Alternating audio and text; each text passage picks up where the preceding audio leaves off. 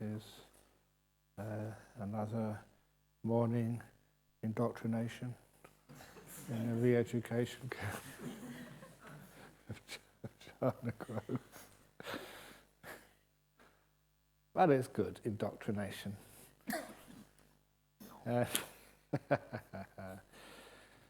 Because it's a very wide indoctrination in the sense that people feel a wonderful sense of freedom if they learn the Dhamma. It's one of the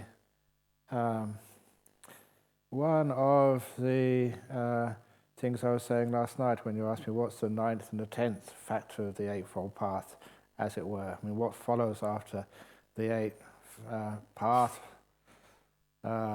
factors, and then what happens next?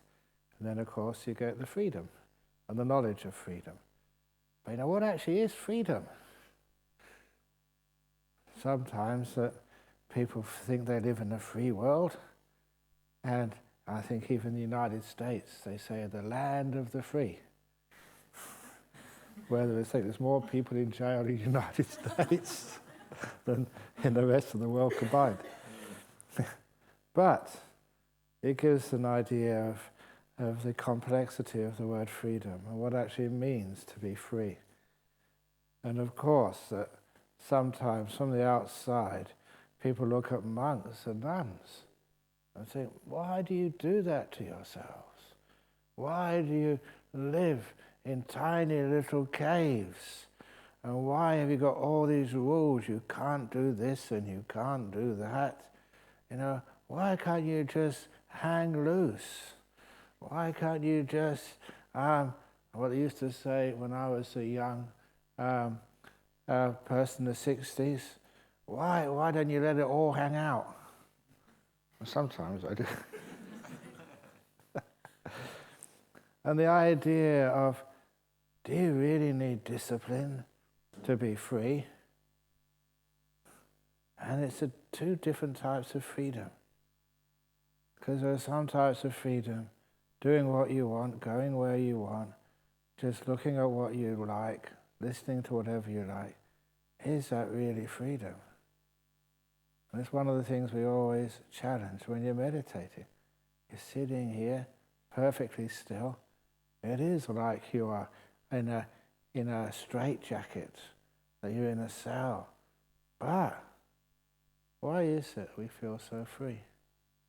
It was weird that when I started keeping precepts, keeping the rules, and I felt more free than ever before.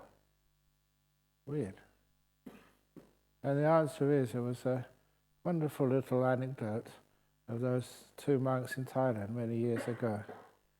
And those 2 monks were at a person's house waiting for the morning meal. And they were just sitting there while they were just making the final preparations. And like in many people's houses, there was an aquarium, a fish tank. And at which one of the monks said, that's really not Buddhist. To actually to keep fish in a tank just for your own personal amusement. What do the fish think about that?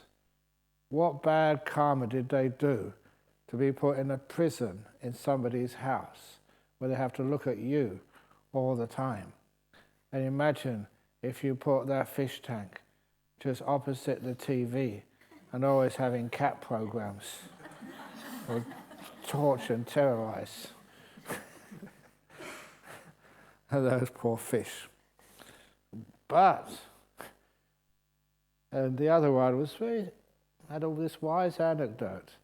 Yes, fish in a tank. They cannot go to do what they would like to do. They cannot swim all over the lakes. They cannot go here, they cannot go there, but there's many advantages and other types of freedoms if you live in a water tank as a fish. And the first of those advantages is you never ever see a person dropping a fishing line into a tank full of fish with a hook on the end. You're not allowed to fish in somebody else's aquarium. So those fish are very fortunate. They don't have to worry about being fished out of their tank. And sometimes that you'd wonder, I don't know what you ate today, but you ate your breakfast, you put it on a plate or in a bowl, and you were quite safe. Imagine what it was like to be a fish in the rivers.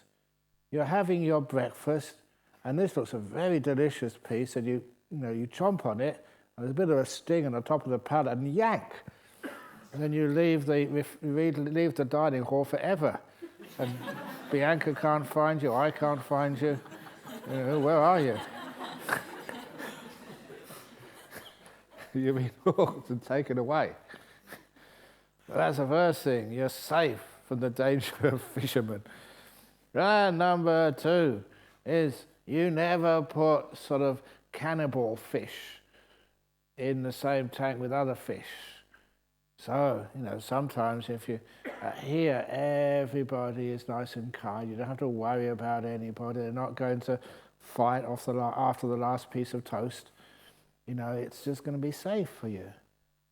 But in the nature, the big fish, they prey on the small fish. And sometimes they eat them. So you don't have to worry about that.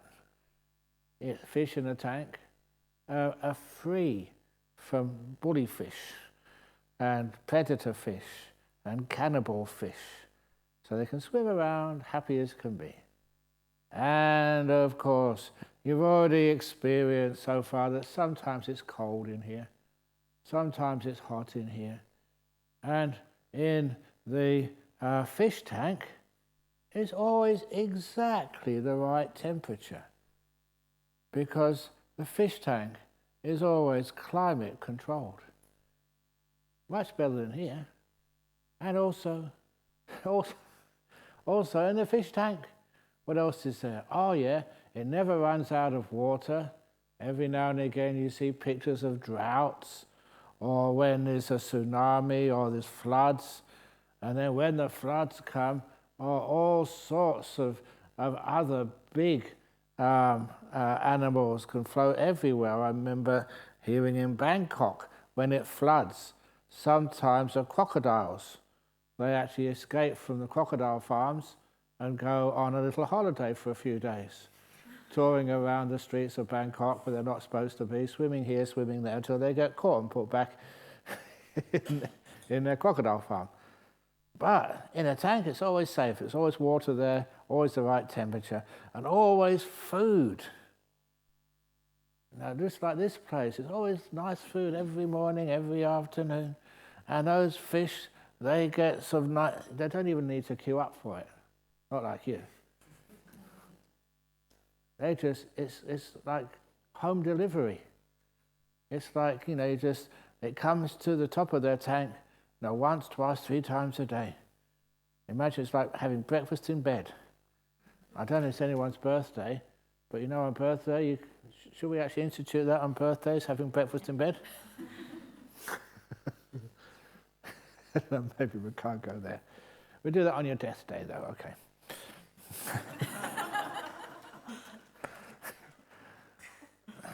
So Enlightenment Day.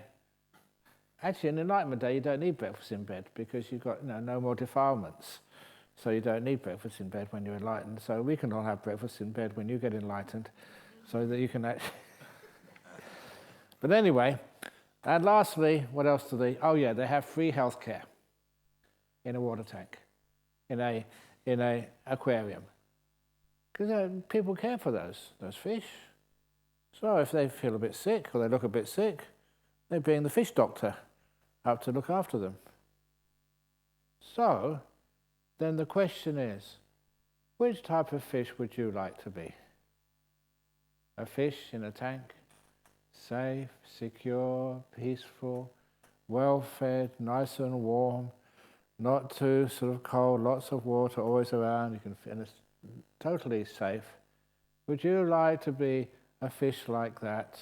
Or would you like to be a fish out in the wild, in the wilderness, being eaten by mosquitoes, by being unsafe, having to work really hard with bosses which don't appreciate you, and just always getting sick and always getting into trouble and always just wondering about the economy and always wondering about the politics and wondering about climate change and wondering about how you're going to make it and survive. What type of fish would you like to be? It's amazing how many fish want to actually be out there in the wild. What do you want to do that for? Because we're bored with peace. We're afraid of comfort. We like to stimulate ourselves and get into trouble. And I could never figure that out.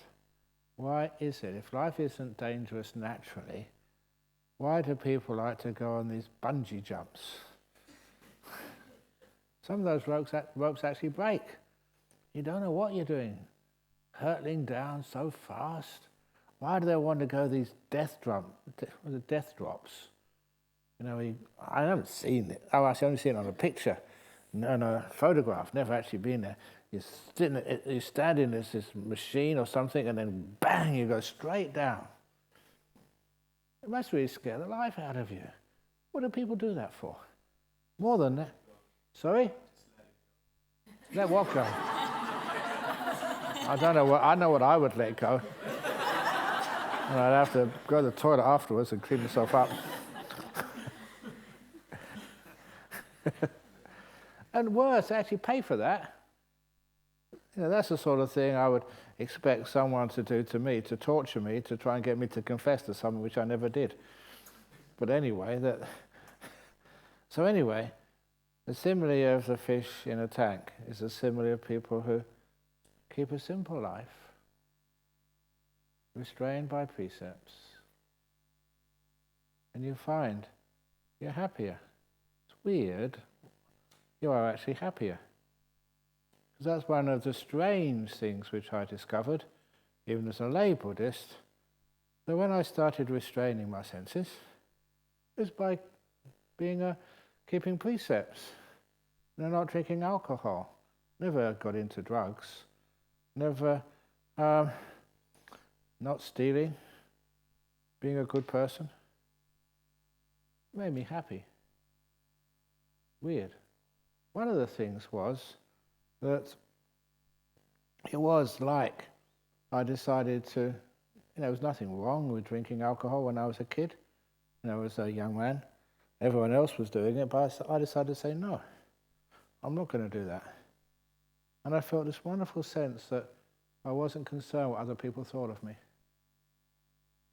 I had made a decision, and I was going to keep it. And I felt so much more inner strength that you weren't being controlled by others. Come and have a drink. Come and do this. Come out here. Come and do this. And sometimes you were so concerned what other people thought of you that you were just given and just do it to please others. But when you started to have some restraint, I would follow what you did if I think it was a good idea myself, but otherwise I'm not going to do it. And the strange thing was, at the end of my university days, I asked my friends, I said, I was a Buddhist and I never drank alcohol. What did you think of that? And then, when we got feedback, because I was trying to find out what they really thought of me. And what they said, that the thing they respected, that even though, I made that decision, I was not going to drink alcohol, but nevertheless, I never told other people what to do. I was never an evangelist, never telling people this is, what you must do. And so what happened was they respected me even more. So when you think about what other people think of you, if you make a decision, a choice, this is what you want to do, this is what you think is the right way of life for you at this time of your life, this time of your many lives through samsara, and you made that decision, you don't criticize others, this is just what you wanted to do, then you get a huge amount of inner strength and respect. You are a fish, you're in the tank, and you're happy being there. And other people can say all sorts of things, I don't care what you think of me, this is where I feel comfortable. That degree of strength is one of the reasons why you start to have some happiness in your life. Not just following what other people do. And when it comes to following what other people do, there was a monk years ago. His father was a farmer in Mandijong. His name was Sarada. Many people might remember him a long time ago. And he would tell me that his father had a big farm, and one day he went out just to check up on the sheep. And he said he doesn't know to this day how this began, but he knew if he hadn't have interfered, it would probably still be going on today. Well, that's a bit of an exaggeration, but what had happened was that there was a thicket of bushes in one of the fields, and the sheep, somehow or other, had formed a circle around this thicket of bushes. And so from one side you couldn't see to the other side, and the sheep were just walking in a circle, going round and round and round, following the sheep in front of them. In other words, they had formed a circle which would have been going on and on and on and on for days, because that's the nature of sheep, to follow one another.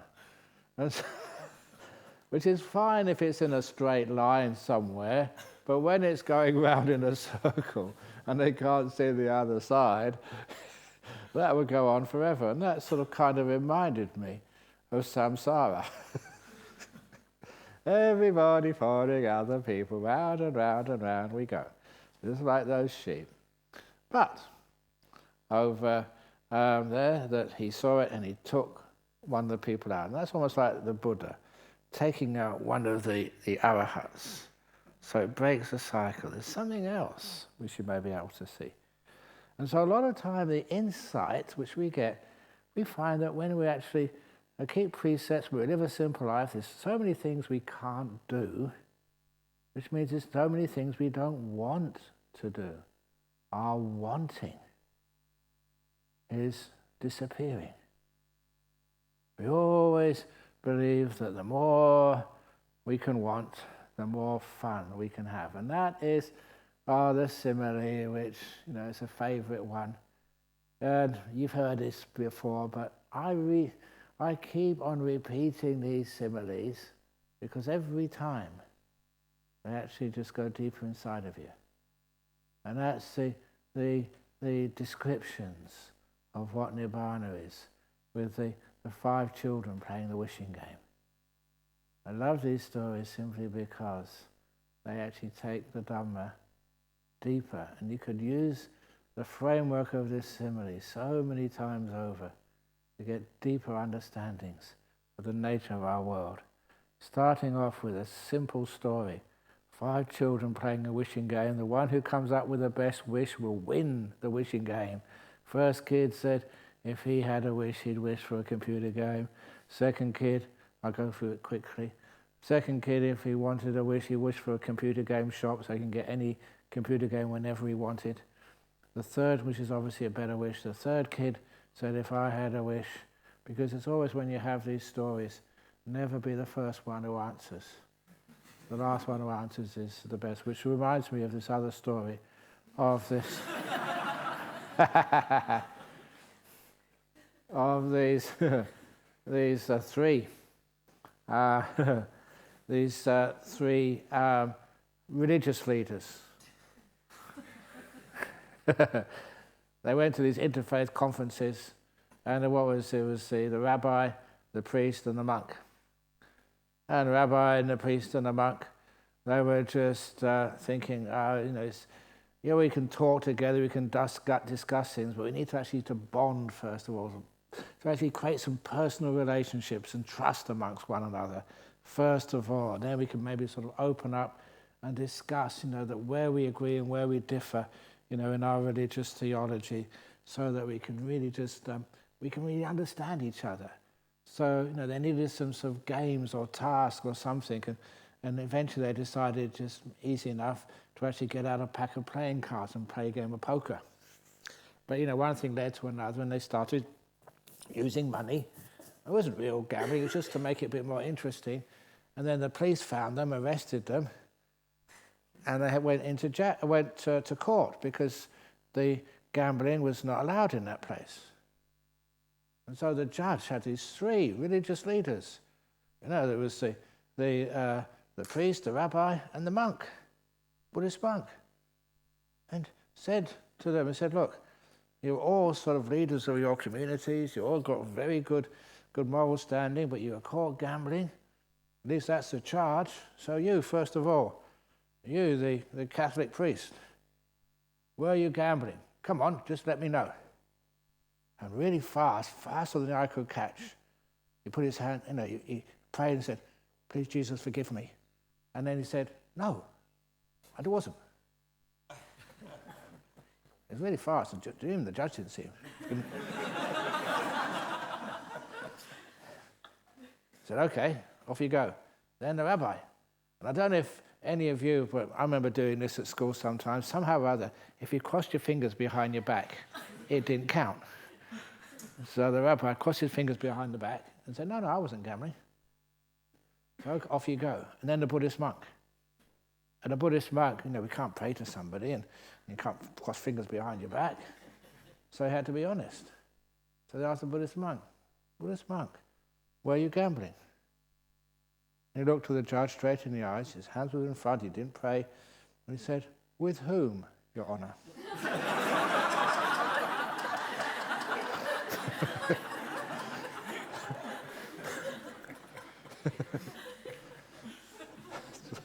So that's why it always helps to be the last.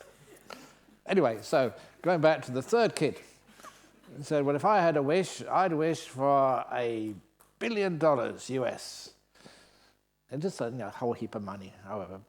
And with $1 billion US, I will buy my own computer game shop.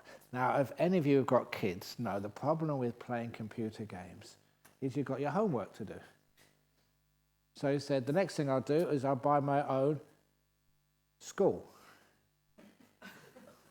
You have private schools. So if I own a school and I employ the principal and all the teachers, they better not let my mum and dad know that I'm not passing the exams. They have to give me top grades. Otherwise, I'll sack them. So that way, I can spend all my day, in school, but playing computer games all day. And they still give me top marks. And then the trouble is that, when you graduate from school and you have to go to sort of university, what are you going to do then? Buy my own university. That's what Mr. Trump did.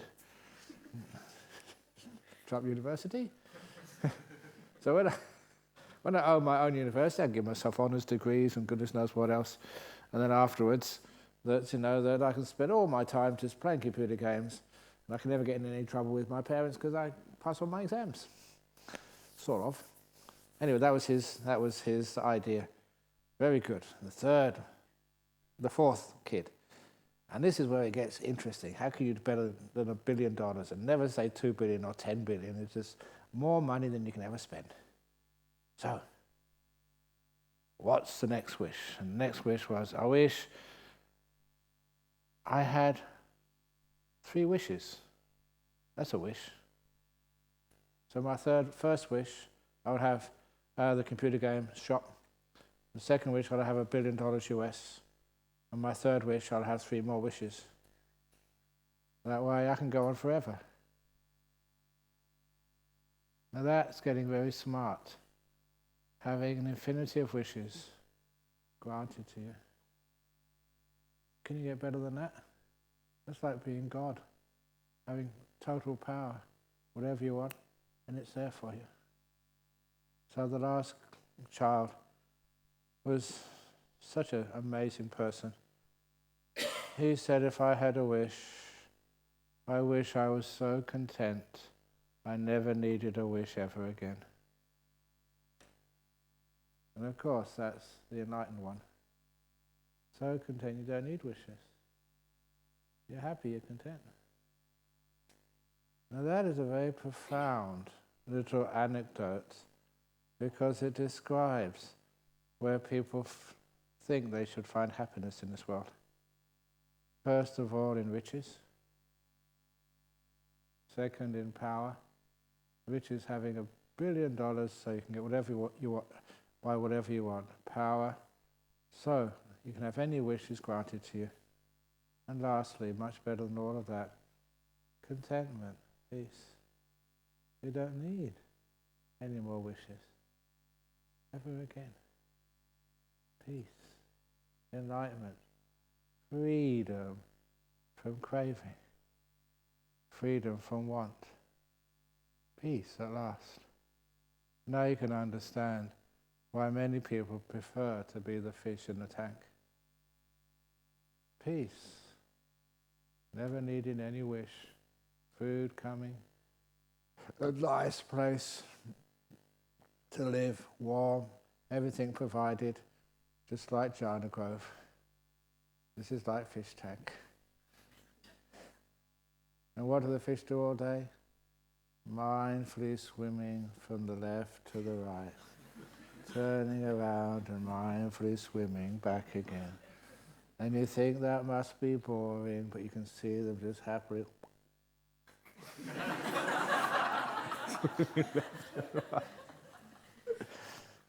Those fish are onto something. They're not bored. They're just meditating.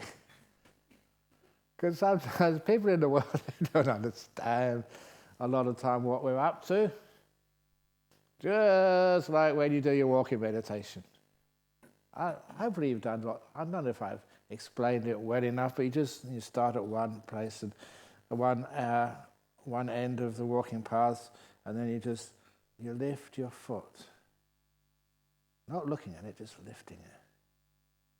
But it's really hard for you to lift your foot now, but keep looking at me.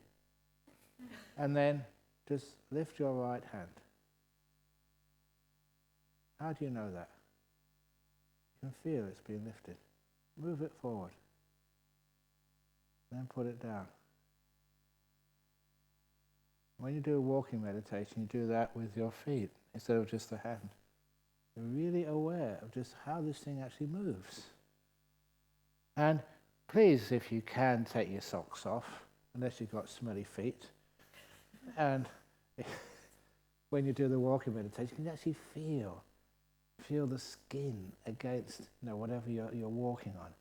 It's just really sort of, it makes it a fuller experience. And your walks, at your own pace, from the beginning, from the start to the end, you turn around, you walk back again, backwards and forwards, just being aware, mindful of the feelings in the feet. It's so simple. You're not sort of looking to the left or the right. You're not listening to sort of a talk, because the trouble is that sometimes people do that, and if it's my talks, every now and again you hear this groan. Ooh. And this is supposed to be a path without groaning. But unfortunately some of my jokes are just, you can't excuse a groan every now and again. But anyhow, so there you are and you become enclosed in your own little fish tank as you're just moving backwards and forwards. And it's a great experience. What was it that time, the first year when I ordained this was in Wat Saket. This is the middle of Bangkok. It was really noisy, and it took me a while before I could find my way to see Ajahn Chah. But nevertheless, I had an hour every morning after we did a little bit of chanting in the hall, every morning before lunch. And I would meditate. I knew it was 1 hour because it's a crazy thing, but it was a fashion. Even in Wat Papong, they had grandfather clocks.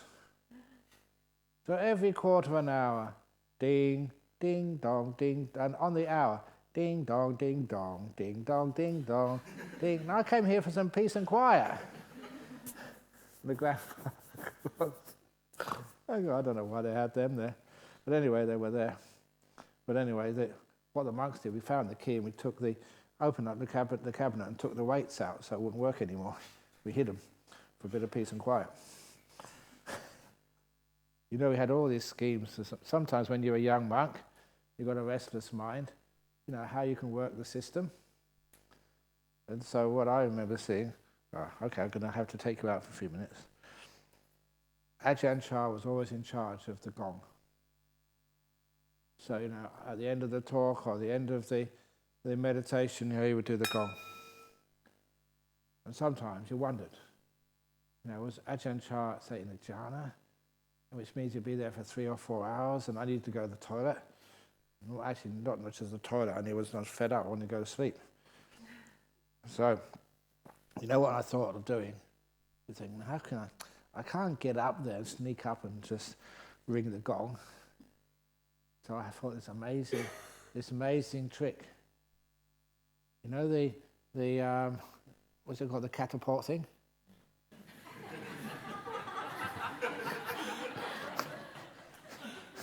So I thought I could train. I won't do it straight away because I'll probably miss it. What happens if I hit Ajahn Chah?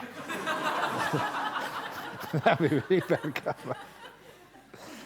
But you can just train in the forest until you're really accurate, and then whenever you wanted, because you're tired, but you just want to finish, you just bing, ding, and before Ajahn Chah knew it, bang, bang, bang, and you were out.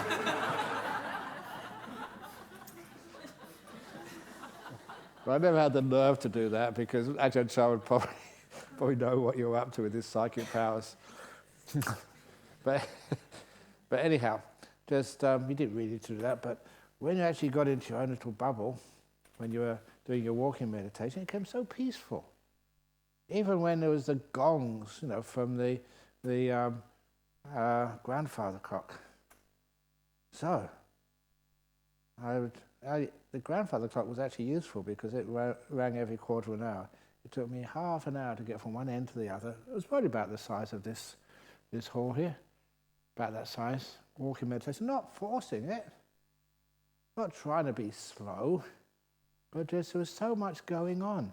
Just to lift a foot, and to raise it, and just went back a little bit before it went forward. And after a while, it's so fascinating, so much stuff happening, and it was so peaceful. You got into this little cocoon world, which was delightful. And I know it was delightful. It was a form of samadhi, one-pointedness, very still, because on that occasion, that I'd forgotten that morning there was a ceremony which I was supposed to attend. And I hadn't turned up, and so the preceptor, Samdek, sent a monk to go and get me. And so there I was, just doing my walking meditations. I didn't say the lifting, it was just too much going on to disturb it by speech. Felt the foot moving up and going forward. This is really rushing it, going forward. And then, from a long distance, you heard a sound. It wasn't the grandfather clock for a change. It was Brahmavamso. It was like you expected like a ghost or something. Brahmavamso. And of course, when you're very peaceful, you contemplate it.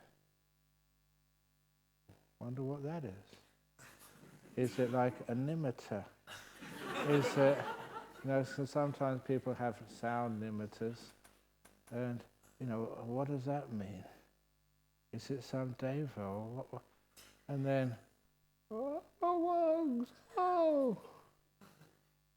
And then I realized it wasn't a long distance away. It was about that far from my ear. And a monk was shouting in my ear. They're literally shouting because trying to get my attention when I was really getting into the walking meditation. Unfortunately, the monks knew, what happens when you do deep meditation and even walking meditation. You're in this lovely little bubble, having a wonderful time. But then I realized, I've got to come out. And you know how hard it is to come out from deep meditation, even walking meditation. For those of you who've been there, you just don't want to move, you can't move. If you do move, you're just going to come out very, very slowly. And that's what I had to do. I had to move my head. Moving your head uses so many muscles. It's fascinating just to move your head a little bit to the right. And I was watching all these incredible different muscles move. so that my head could go round. And it did actually literally take me 1 or 2 minutes before I faced this monk. And then, of course, I said, "What?" It took me a long time to get going again. So, but that was what it's like doing walking meditation. You can get very peaceful and very happy and very joyful in your own little world because you don't want anything. You're just walking. And you get so content and so peaceful. And you realize in little things like this how wonderful it is to want nothing in the whole world. Just being observing, just one step moving. What some people think is boring is really interesting and exciting. That's why I would quite prefer just doing a bit of walking meditation, lifting my foot, then going in the death drop, or bungee jumping, or going at 2,000 kilometers an hour or something through outer space, because it's supposed to be thrilling. You don't need to see Niagara Falls. You just watch your foot fall gently onto the carpet. Wow. Simple stuff is beautiful. So this is actually where we learn just how restraint, simplicity, being slow, not rushing after enlightenment, but learning how to stop and be here, is just part of the path of meditation. But of course, it's great to have it comfortable, like in the rooms. If you do want to walk, fine. But there was that time, it wasn't my type of meditation retreat, it was a Vipassana retreat, which is fine. But when they do the walking meditation, they all do it together. So you sit at a certain time, then you get up and walk. So they're all walking outside, I think in the car park or somewhere, doing for their walking meditation. And that was when, just a few minutes afterwards, this family and kid, they came to see me at Bodhinyana at lunchtime or just after lunch. Because you do see that, every now and again we have some visitors just coming in. And you can always tell them if they're making too much noise, we can give them the one finger sign. You know the one finger sign, don't you? But not that one finger sign, the polite one. Because no matter what country they come from, that is an internationally accepted sign for. So you can always tell them to be quiet, but every now and again it's nice to be able to let them see where their donations go to and see actually people meditating, and it inspires them, and who knows that maybe next time they might join up and come for a meditation retreat. But in this particular case, they came with a kid and the kid freaked out. And they took him to see me straight away. And he said, Ajahn, you've got to go to your retreat centre now. What's the problem? It's been taken over by zombies. Because apparently there's been so many films of zombies, and zombies is, like, sort of I don't know, everyone's zombieing around. But anyway, you can imagine how a kid would interpret people doing walking meditation. Lifting, lifting, lifting. Moving, moving, moving. And he was convinced there were zombies had taken over Jhana because they were walking really slowly. And so to this day, over in monastery, we call that type of meditation zombie walking meditation. Just a bit of fun. But the other time was even more interesting, was when Ajahn Sumedho first went over to England, and they went to Chithurst, and it was just a lot of work, getting that building up to scratch, so there was like central heating because it's freezing in there. And I don't know why, but because I was trained in Thailand, I would just always get up at 3 o'clock. I've let things slip a bit in my old age, and I get up at 4. But in those days, you'd always be up at 3.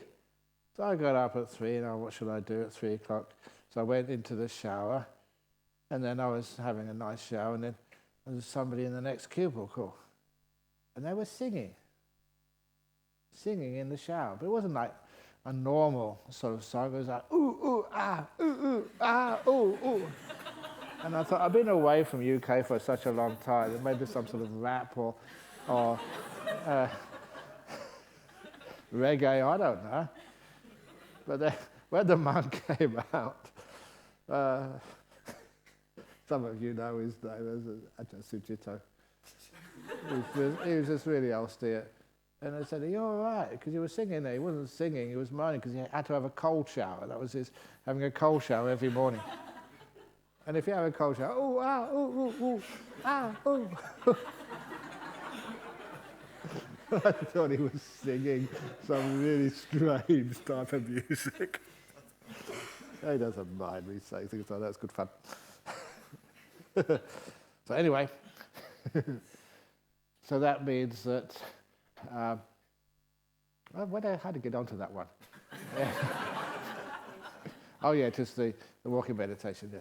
So you do it naturally, and so, but be careful because, oh that's right, in this one over in England, that there was she was the head psychiatrist at a medical institution for the mentally ill, and everybody knew, in the village, English villages. I don't think they've changed over the years. Everybody knows everybody, and they're pretty bored in there, so looking through the windows and getting whatever gossip and just makes their life interesting. I don't know why. But anyway, so she had a big house, and so they were using it for a weekend retreat. And when it came to the walking meditation, again, they were wearing white, so like an under, fresh out of the institution. No, you're not. But that's what they thought. These people in white, the 8 precepts, and they're just walking really slowly in the garden of this big house in a village. And of course, one of the ladies, wow, this psychiatrist, the doctor, she's brought her patients back for the weekend.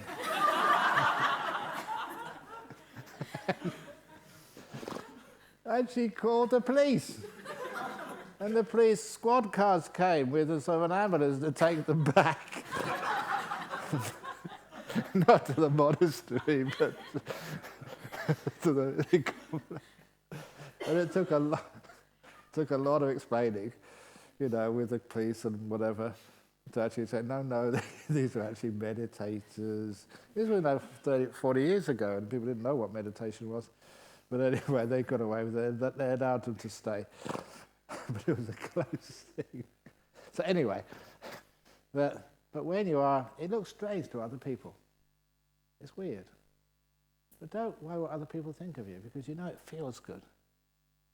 And a lot of times, if you really do want people to think well of you, to admire you, to praise you, you don't get that by just pandering to what people want you to do. You get that by just knowing what is necessary to do and how it's done and being peaceful and feeling calm. Or was it one of those monks that when he became a monk, it's a 50-50 chance you know who this monk is, because when he ordained, his parents did not want him to ordain. But he was old enough, so they allowed him to ordain as a monk. But then when his father had a heart attack and died, he went over to Europe to help out. And of course, his mother and I think his family, yes, you can come, but leave your robes in Australia. You come in a suit. And if you haven't got one, you can bring your robes to the airport and we'll have a suit for you to change into. And he was a devout monk. He just wanted to be a monk. So he showed me the letter from his parents. And I told them, so right back, it's either these robes or naked. So which one would you be most embarrassed with? So we wore his robes, and I think his father died. And then when he came back, he stayed there for a while. When he came back, his family wrote, "We apologize, Ajahn Brahm. We didn't understand what it is to be a Buddhist monk." And now our brother, it was the elder brother, wrote this letter. He was such an incredible support for our family. And when everyone else didn't know what to do, he did. I don't know what you've been teaching him in Buddhism over in Perth, but carry on. He has a whole family's support from now on. It's a wonderful letter to see that he decided not to follow what his family wanted him to do, but what he felt he needed to do. And he walked that path long enough that it was a huge support for his family in times of difficulty and trouble. And now, of course, he's got their 100,000,000% support, and they found out what's going on. And so this is when you actually follow what you know is right, what you feel is the correct thing to do. It may be in a fishbowl, it may be in a tank, it may be doing things which other people in the world think, what the heck are you doing that for? You stand your ground, you know it's the right thing to do, and it always gives you lots of peace, especially like restraint. It's why they call it, this is the path without groaning, and this is the first thing when you do keep those precepts. You're good as you know them. You can't say that, what are the precepts? Most of those precepts you know inside. That's why when you ask that question about what's allowable in the afternoon, you can know that just by what feels right. What you need to be peaceful, happy, not indulging, just to enhance your meditation. That's more important than the precepts, how you feel about it. And you trust yourself. You're not indulging. You don't need to have these things. You don't need to have them, then don't. So that means that you have this wonderful sense of integrity, and it's called the blameless. Is that the right? The blameless. Anawajasukha. Yeah, Anawajasukha. And Anawajasukha, the blameless happiness. And when I saw that, I thought, wow, it's actually a payoff for actually being restrained. I thought being restrained would be really boring. I can't do this and I can't do that. I really want to do it, but I can't do it. And maybe I could sneak in doing it. No, I feel bad about it then. And so I thought, just keeping all these rules, I should be out there just doing stuff and just enjoying it while I can, and ticking off all the things on my bucket list before it gets too long, and what I have to see, and what I have to enjoy, and where I have to go, what I have to experience. Life is to be experienced. Get out and have a life, Ajahn Brahm. No, thank you. Instead, you get the Anawajasukha, the blameless happiness. It's integrity. It's goodness. It's a form of happiness and energy. And then, just a restraint. You're not disturbed by stuff. You live in a simple life. You're not going out there into the world just trying to excite your senses. The first opportunity, you go in your room and calm down your senses. And that's the Abhayaseka Sukha. Sekura Sutta. I just know the Pali word for this, even a higher form of happiness from restraint. I thought, wow, this is weird. I always thought that to get happiness, you were going to explore and live an exciting life. Be the Bear Grylls of, no, you don't want to go out. Exciting life and going into dangerous places. What do you want to do that for? It's much better to restrain and be peaceful. The happiness is higher, deeper, more profound. And that's you're only just starting. These are insights you get. Why is it you come on this retreat for 9 days? And sometimes, for some of you, it's the only holiday you get. And that's why people keep saying, What? Where did you go over the Easter weekend and the Anzac Day? Where did you go on your holidays this year? I went to this retreat centre where we can't eat in the evening, where there's no TVs, we can't go anywhere or do anything, we can't even speak. And they think you're absolutely mad and crazy. And more than that, you had to pay for this. I mean, not much, it's a pretty cut price. I said, what? You know, you guys just, girls, you should get a life. But then you go back and you thought, wow, you're so happy, so peaceful, so relaxed. And it's actually just you just going back to say where you've been for the last week is actually quite radical. You had an opportunity to go and explore, to go down Margaret River, get some chocolate, go surfing, go watch the whales, go and whatever.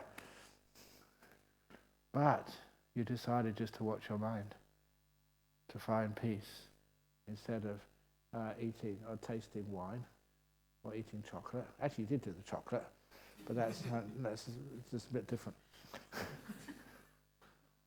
But you find that this is radical. And that's one of the nice things about Buddhism, about meditation. You're not following other people like sheep. You're doing something strange, weird, but it's a path of peace and happiness. And even wisdom. You're actually understanding about how you work, how your health is, and how your body works, and how your mind interacts with the body. Every now and again, people just send me these emails, and they send me these emails, Ajahn Brahm, just Harvard has just found out that what you've been saying for years is true. About sort of worrying and about the future, and if you worry about it, you make these things happen, about the nature of the will, and that actually successful people, they don't use the will. They use like the wisdom power and kindness. Somebody sent me that a couple of days ago. And of course, you see these things, you understand these things, you get into them. And after a while, when other people find out these things in Harvard and Princeton and goodness knows where else, and of course they're true. The nature of your body. How does your body work? Weird, but you ask the other monks, and all those monks are both in Jhana. I'm the oldest. The oldest in years as monks. So the fattest. That's just gravitas. We're the healthiest. Very rarely do I get sick, and if I do get sick, it doesn't matter. I can still give talks even though you're coughing. Why? Why is that the case? Because you understand the nature of your mind and how it interacts with the body.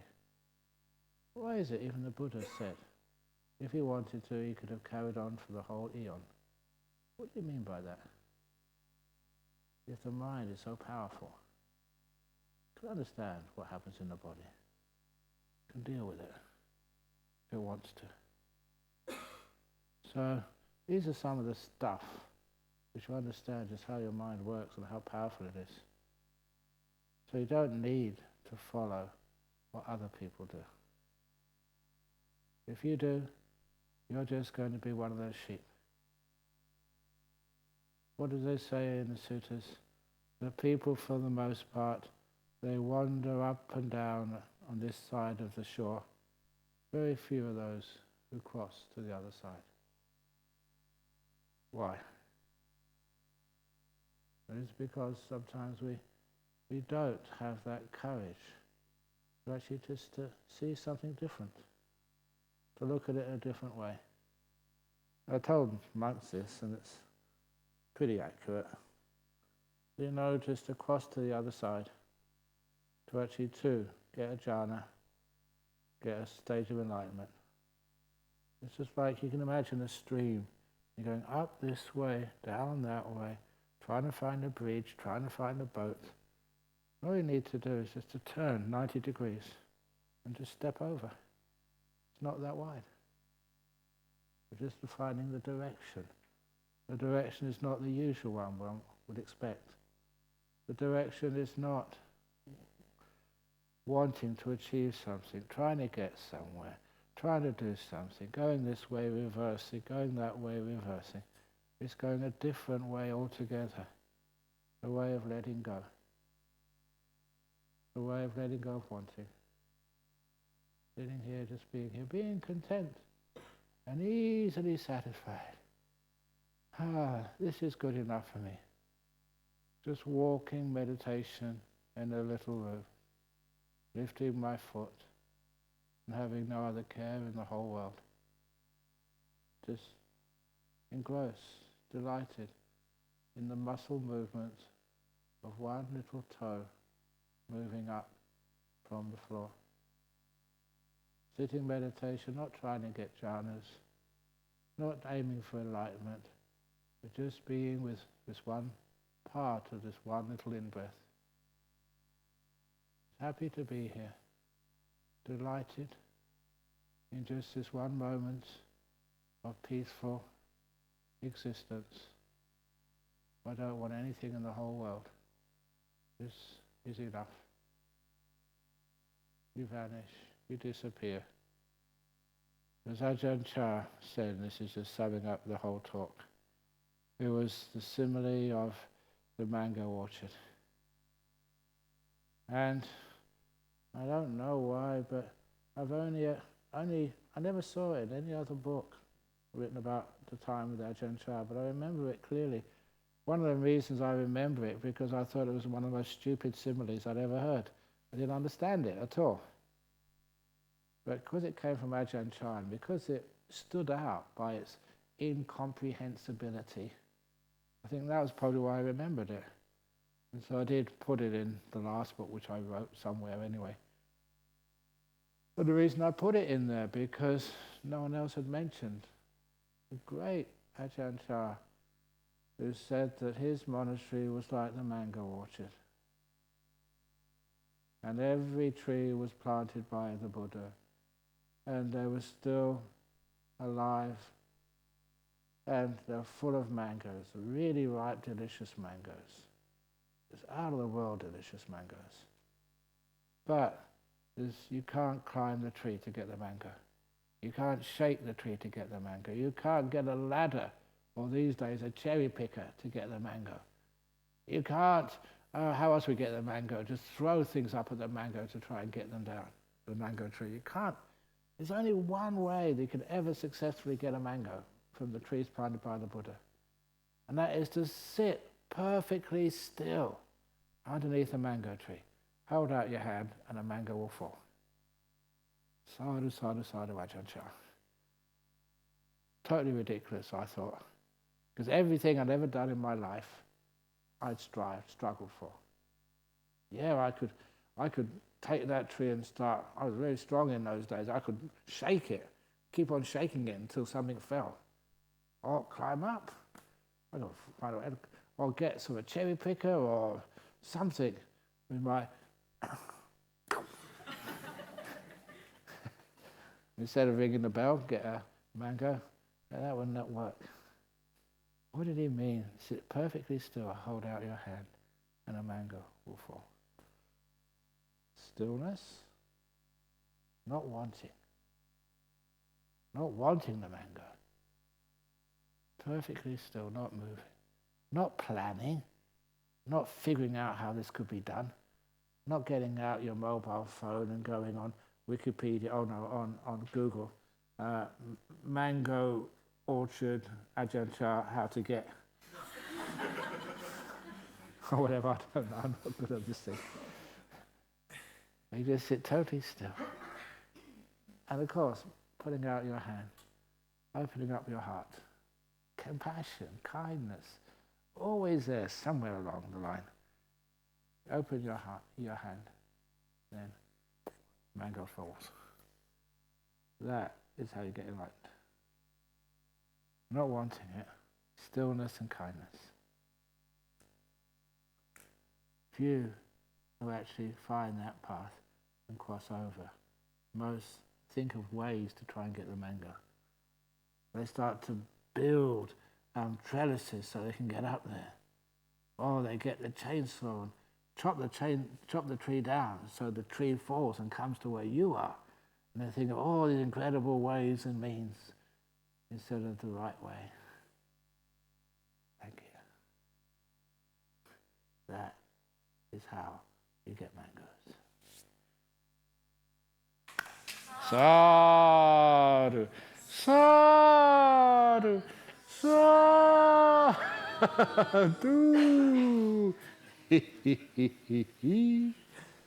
I did the he's in the wrong order this time. Why not? Have a wonderful morning. If you wish, you don't have to.